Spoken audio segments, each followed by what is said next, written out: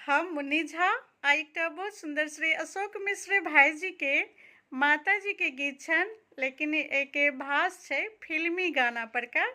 त हम गावे के कोशिश करे छी। फिल्मी गीत पर का राग भास छै, त नीक लागत त अपन प्रतिक्रिया जरूर देवे अहूँ सब।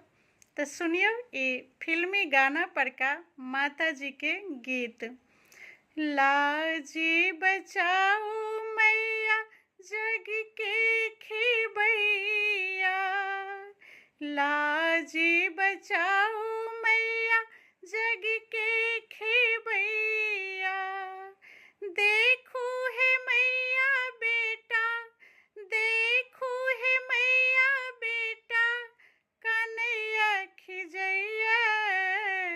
लाजी बचाओ मैया जग के खेबैया, लाजी बचाओ मैया जग के खेबैया।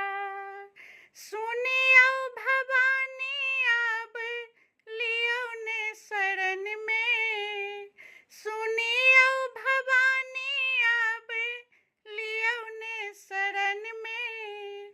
नाव फसल अछि बीच भंवर में, नाव फसल अछि बीच भंवर में। देव हम धरना मैया, देव हम धरना मैया अहीं के दुअरिया। लाजी बचाओ मैया जग के खेबैया, लाजी बचाओ मैया जग के खेबैया।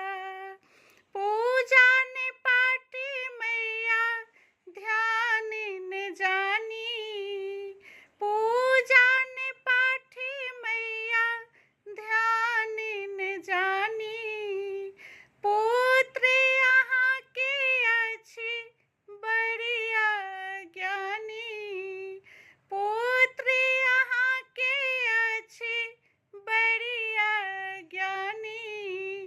करियौ कृपा हे मैया, करियौ कृपा हे मैया, फेरियौ नजरिया।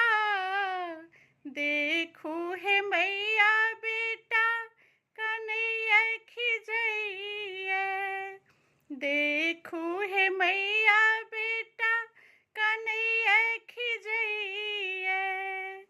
आशा के दीप मैया जरि गेल मोने में, आशा के दीप मैया जरि गेल मोने में।